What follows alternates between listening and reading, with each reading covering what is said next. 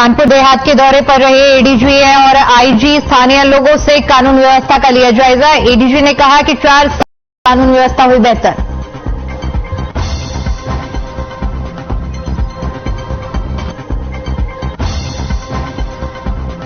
मथुरा में एलआईयू निरीक्षक ने की कार्रवाई। बिना पासपोर्ट वीजा के बांग्लादेशी को किया गिरफ्तार। 40,000 रुपए में रोहिंग्या और बांग्लादेशी को पार कराता था सीमा।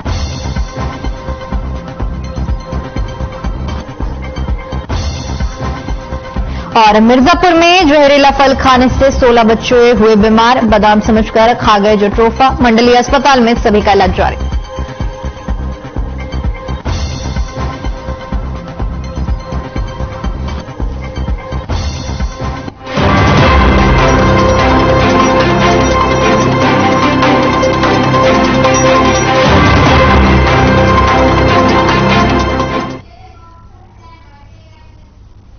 नमस्कार, बुलेटिन में आपका बहुत बहुत स्वागत है। मैं हूं आपके साथ दीपिका ओझा। चलिए शुरुआत करते हैं खबरों की।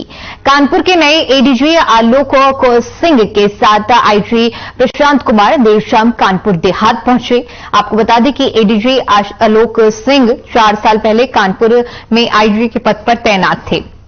एसपी कानपुर देहात BBJTS मूर्ति ने एडीजी का तो वहीं एसएसपी राधेश्याम चौरसिया ने आईजी का स्वागत किया। एडीजी आलोक सिंह ने कस्बे में पैदल गश्त कर स्थानीय व्यापारियों और अन्य लोगों से कानून व्यवस्था बनाए रखने की अपील की और साथ ही साथ इस व्यवस्था के प्रति राय भी जानी। एडीजी आलोक सिंह बोले कि पिछले 4 सालों की अपेक्षा कानून व्यवस्था बेहतर हुई है। वहीं जिले के वरिष्ठ अधिकारियों से भी कई बिंदुओं पर चर्चा कर उन्हें दिशा निर्देश दिए गए। एडीजी और आईजी ने कानपुर देहात के रूरा कस्बे का भ्रमण किया। इस दौरान भारी संख्या में फोर्स तैनात रही।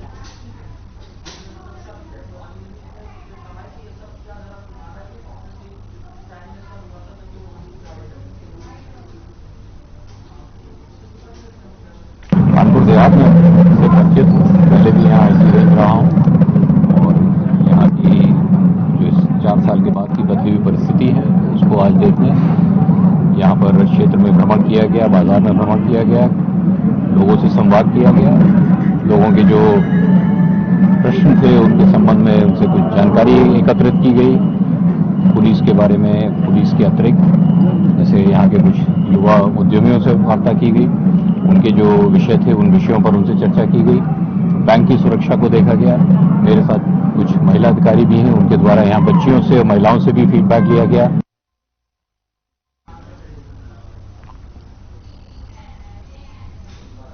चलिए खबरों में आगे बढ़ते हैं और बात करते हैं बरेली की, जहां कारखाना क्रिकेट प्रीमियर लीग 2023 का फाइनल मुकाबला पूर्वोत्तर रेलवे स्पोर्ट्स स्टेडियम पर एडमिन एडवेंचर और कैरेज राइडर के बीच में खेला गया, जिसमें कैरेज राइडर ने टॉस जीतकर पहले बल्लेबाजी करते हुए वासिफ मियां ने 42 रन बनाए। आपको बता दें कि एडमिन एवेंगर के राजा कुमार को बेहतरीन गेंदबाजी के लिए मैन ऑफ द मैच दिया गया। साथ ही शिखर दयाल को टूर्नामेंट में बेहतर प्रदर्शन करने पर प्लेयर ऑफ द टूर्नामेंट का अवार्ड दिया गया। साथ ही साथ बताते चले कि प्रतियोगिता के मुख्य अतिथि मुख्य कारखाना प्रबंधक रमीनन मलिक ने पुरस्कार वितरण कर किया।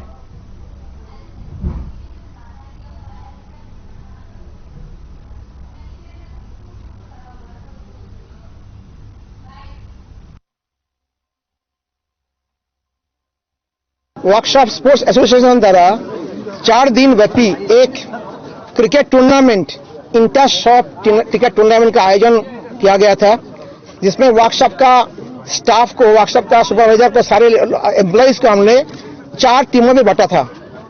उसमें एक एडमिन का टीम था, एक कैरेज का टीम था, एक वागन का टीम था, एक स्टोर का टीम था और ये चारों टीम ने अपने बीच लीग पर्याय में 3-3 मैच खेले और 3-3 मैच खेलने के बाद जो दोनों टीम पॉइंट एवं एवरेज स्कोर के आधार पर ऊपर थे, वो दोनों का आज बीच फाइनल मैच हुआ, जो कि एडमिन थे और कैरेज का टीम थे और आज का मैच काफी रोमांचक हुआ।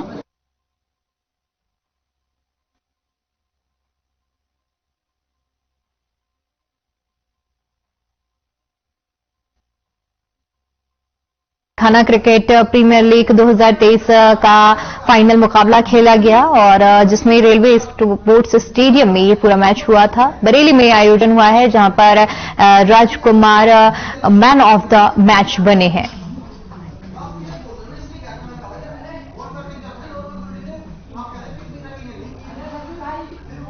तो रेलवे स्पोर्ट्स स्टेडियम में कारखाना क्रिकेट लीग 2023 का आयोजन किया गया जिसमें राजकुमार मैन ऑफ द मैच बने। चलिए रुक करते हैं अगली खबर का, जो कि मथुरा से है, जहां शहर कोतवाली और एलआईयू निरीक्षक प्रदीप कुमार शर्मा के सशक्त कार्रवाई से एक बांग्लादेशी को आर इंटर कॉलेज के पास में गिरफ्तार किया गया है। पुलिस ने आरोपी के कब्जे से कुछ दस्तावेज, मोबाइल और नकदी भी बरामद की है। पकड़ा गया बांग्लादेशी विदेशों में जो विदेशी रह रहे हैं, बिना अनुमति चोरी छिपे भारत देश में प्रवेश कराना और शरणार्थी कार्ड बनवाने का लालच देकर 40,000 बांग्लादेशी टका लेकर बांग्लादेश से अवैध रूप में भारतीय सीमा में प्रवेश कराने का काम करता था। पुलिस पूछताछ में आरोपी ने बताया कि अभी तक करीब 11 रोहिंग्या को भारत लाने का काम वो कर चुका है।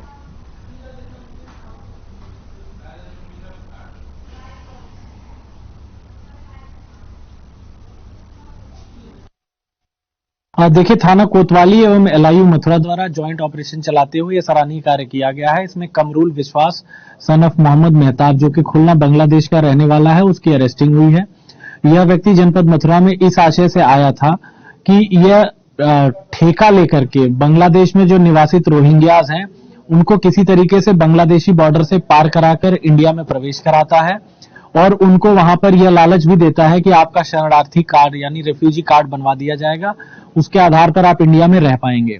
इस एवज में यह काफी पैसे भी लेता है उनसे, जिसमें एक सूचना के अनुसार लगभग 40,000 बांग्लादेशी टका एक व्यक्ति से इसके द्वारा लिया गया है।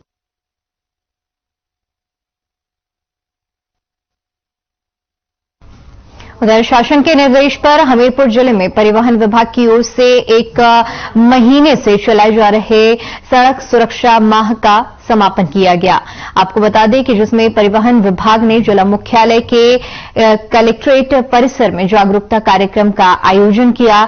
इस आयोजन में स्कूली बच्चों को सड़क सुरक्षा से संबंधित जागरूकता के बारे में जानकारी दी गई।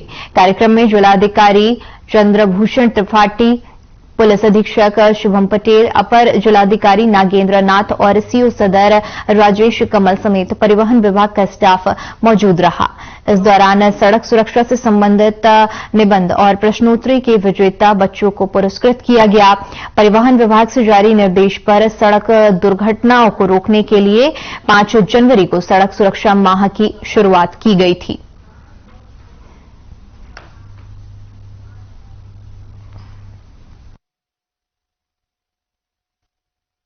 इसमें सड़क सुरक्षा माह का आज आखिरी दिन था। उसमें महीने भर जो हमारे कार्यक्रम चले, उसमें विभिन्न स्कूलों के बच्चों ने प्रतिभाग किया, कार्टून बनाए, स्लोगन्स लिखे, डिबेट प्रतियोगिताएं हुई। तो उन सबको यहाँ बुलाकर सर्टिफिकेट वगैरह दिया गया। जिन टीचर्स ने बच्चों को अच्छी ट्रेनिंग दिया, जिन लोगों ने समाज में सड़क सुरक्षा संबंधित अच्छे काम किए, उन सब लोगों को भी यहाँ बुलाकर पुरस्कृत किया गया। और हम लोगों का यही प्रयास है कि जनपद में सड़क सुरक्षा से संबंधित नियमों का लोग पालन करें और जो दुर्घटनाओं की एक बहुत बड़ी संख्या होती है उसको कम करते करते हम लोग 0 तक ले जाएं। वहीं खबर मिर्जापुर के चुनार थाना क्षेत्र के काशीराम आवास इलाके से है, जहां 16 बच्चे खेलते समय जट्रोफा का फल खाने से बीमार हो गए, जिन्हें सामुदायिक स्वास्थ्य केंद्र पर बुलाया गया और वहां भर्ती कराया गया है। प्राथमिक उपचार के बाद उनकी हालत को देखते हुए मंडलीय अस्पताल में भर्ती कराया गया है। मेडिकल कॉलेज की प्रिंसिपल की निगरानी में उनका उपचार किया जा रहा है। आपको बता दें कि सभी पीड़ित बच्चे स्कूल से आने के बाद पास के ही LIC परिसर में जाकर खेल रहे थे और उसी दौरान बादाम समझकर बच्चों ने जट्रोफा का फल खा लिया। कुछ घंटे बाद उनके पेट में दर्द होने लगा। दर्द के साथ ही दस्त की भी समस्या शुरू हो गई। बच्चों की उल्टी और दस्त को देखते हुए सभी को चुनार स्वास्थ्य केंद्र पर भर्ती कराया गया, जहां पर उनकी बिगड़ती हालत और बढ़ती संख्या को देखते हुए मंडलीय अस्पताल रेफर कर दिया गया, जहां उनका उपचार जारी है।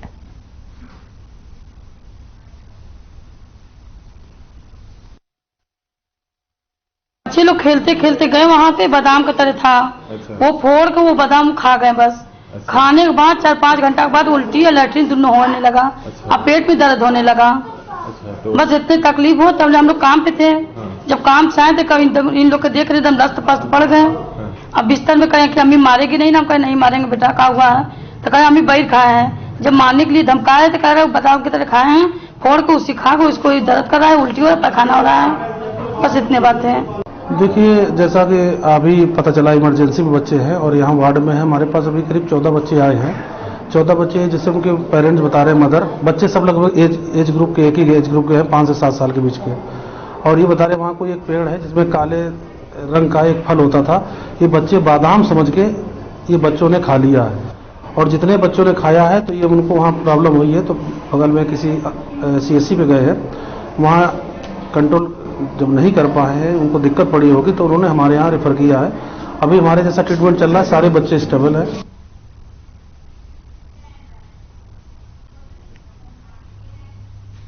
वहीं से खबर पर ज्यादा जानकारी के साथ हमारे संवाददाता तरुण पांडे हमारे साथ सीधे जुड़ गए हैं। जी तरुण, 16 बच्चों की हालत बिगड़ी है जट्रोफा का फल खाने से। अभी किस तरह के हालात बताए जा रहे हैं बच्चों के? जी, मेडिकल कॉलेज के प्रिंसिपल द्वारा बताए जाने पर कि सभी की हालत इस समय ठीक है और 48 घंटे उनको हॉस्पिटल की निगरानी में रखने के बाद उनको छोड़ दिया जाएगा। जी, फिलहाल किसी बच्चे की हालत गंभीर नहीं है, सब नॉर्मल है। ठीक है तरुण, मैं आपसे जानना चाहूंगी कि आखिर जब ये फल जट्रोफा जो है वो लोगों के लिए, मतलब जहां पर बच्चे भी खेलने जाते हैं, ऐसे में इसको खुले में किस तरह से क्यों लापरवाही बरती गई कि उसे फील्ड में छोड़ा गया? वो ऐसा है कि वो होलिका जानकारी पता चला कि होलिका दहन के लिए सभी पौधे काट के वहां रखे गए थे। तो वहां के लोगों ने शायद जानकारी अनुसार पौधे काट के रखे हुए थे, वो सूख गए थे, जिसे बच्चों ने बैर का या बादाम का फल समझकर उसको बच्चे खा गए। ठीक है तरुण, आपको बहुत बहुत शुक्रिया हमारे से जुड़ने के लिए और तमाम जानकारी साझा करने के लिए। वहीं खबरों में आगे बढ़ते हैं और बात करते हैं बांदा की, जहां एक किशोरी ने अपने आप को संदिग्ध परिस्थितियों में खुद को गोली मारकर आत्महत्या कर ली। बता दें कि गोली के चलने की आवाज से मोहल्ले में हड़कंप मच गया, दहशत का माहौल बन गया, जिसके बाद परिजन किशोरी को लेकर जिला अस्पताल पहुंचे, जहां डॉक्टरों ने युवती को मृत घोषित कर दिया। वहीं सूचना मिलते ही पुलिस मौके पर पहुंची और मामले की जांच में जुट गई है।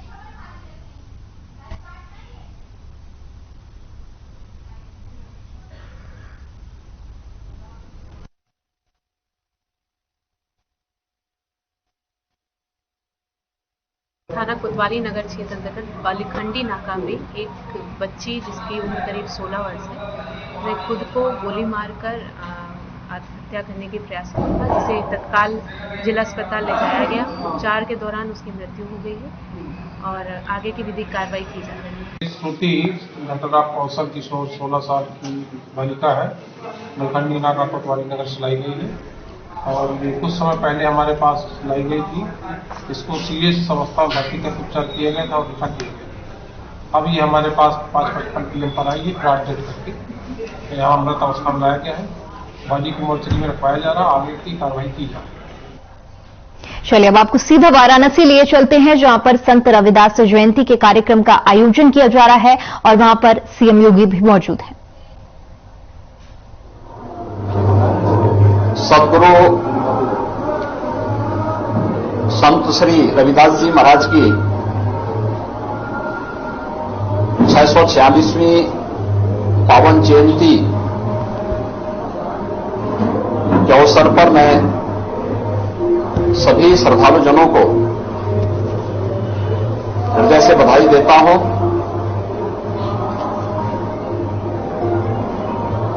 इस अवसर पर इस पावन धरा पर उपस्थित के चेयरमैन सदगुरु निरंजन दास जी, उनके सभी सहयोगी और शिष्यगण और उपस्थित भाइयों बहनों, आज बड़ा पावन दिन है। आज से 646 वर्ष पूर्व काशी की इस पावन धरा पर एक दिव्य ज्योति का प्रकटीकरण हुआ, जिन्होंने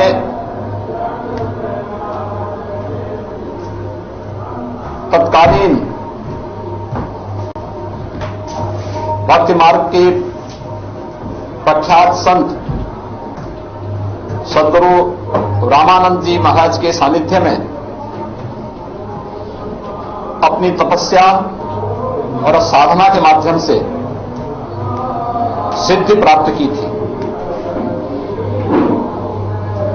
और आज उनकी सिद्धि के प्रसाद के फलस्वरूप मानवता के कल्याण का मार्ग किस रूप में प्रशस्त होता है, यह हम सबको बहुत स्पष्ट दिखाई देता है। आज हम 646वीं पावन जयंती के शुभ अवसर पर यहां पर एकत्र हुए हैं। मैं सबसे पहले केंद्र शासन और राज्य शासन की ओर से उपस्थित सभी श्रद्धालुजनों को, सभी भक्तों और श्री गोवर्धन से जुड़े हुए सभी शुभचिंतकों के प्रति अपनी लाख लाख बधाई देता हूं। जो बोले सो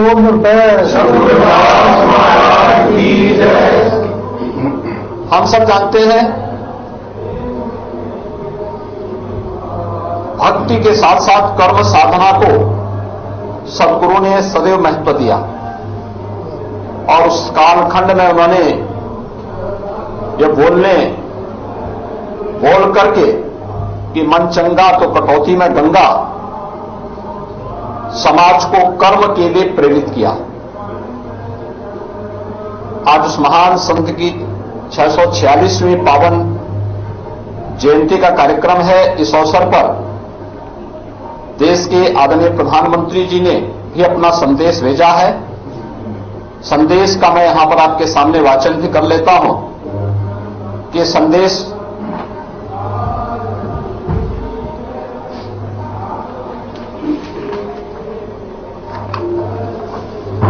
आदरणीय प्रधानमंत्री जी ने अपने संदेश में सभी संतों भक्तों को आगे बढ़ने के लिए एक जो नई प्रेरणा दी है, उसके तहत प्रधानमंत्री जी का संदेश है कि संत रविदास जी की 646वीं जयंती पर समस्त देशवासियों की ओर से उनको श्रद्धापूर्वक कोटि कोटि नमन।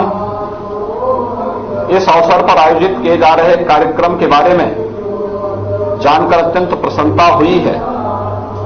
संत रविदास जी के विचारों का विस्तार असीम है। उनके दर्शन और विचार सदैव प्रासंगिक हैं। उन्होंने एक ऐसे समाज की कल्पना की थी जहां किसी भी प्रकार का कोई भेदभाव न हो, सामाजिक सुधार और समरसता के लिए वह आजीवन प्रयत्नशील रहे।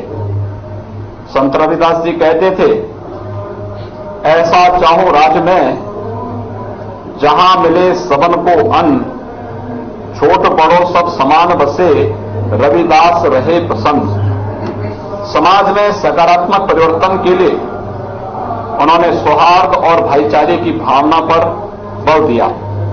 सबका साथ सबका विश्वास, सबका विकास, सबका विश्वास, सबका प्रयास के जिस मंत्र के साथ आज हम लगातार आगे बढ़ रहे हैं, उसमें संत रविदास जी के न्याय, समानता और सेवा पर आधारित कालजयी विचारों का भाव पूरी तरह से समाहित है। आजादी के अमृत कालखंड में संत रविदास जी के मूल्यों से प्रेरणा लेकर एक सशक्त, समावेशी और भव्य राष्ट्र के निर्माण की दिशा में हम तेजी से अग्रसर हैं। सामूहिकता के सामर्थ्य के साथ उनके दिखाए गए रास्ते पर चलकर हम 21वीं सदी में विश्व पटल पर भारत को निश्चय ही नई ऊंचाइयों पर लेकर के जाएंगे। इसी विश्वास के साथ संत रविदास जी की जयंती पर आयोजित कार्यक्रम के लिए बहुत बहुत शुभकामनाएं।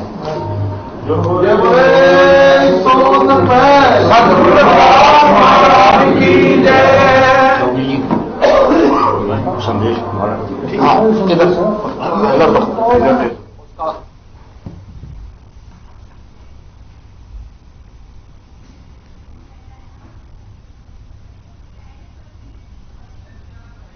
तो संत रविदास जयंती के कार्यक्रम का आयोजन किया जा रहा है, जिसमें सीएम योगी भी वाराणसी पहुंचे हैं और जहां पर उन्होंने प्रधानमंत्री के द्वारा दिए गए संदेश का भी वाचन किया।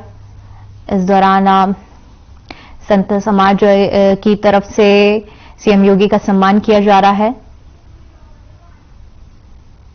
और संत रविदास जी का चित्र देकर सीएम योगी का सम्मान किया जा रहा है। वाराणसी में इस कार्यक्रम का आयोजन है, जहां पर सीएम योगी भी शामिल हुए हैं और इस दौरान संत रविदास जी के दिखाए हुए मार्ग पर चलने की और साथ ही साथ उनके जीवन से जुड़ी हुई बातें भी उन्होंने साझा की हैं। कार्यक्रम में सीएम योगी को सम्मानित किया गया है।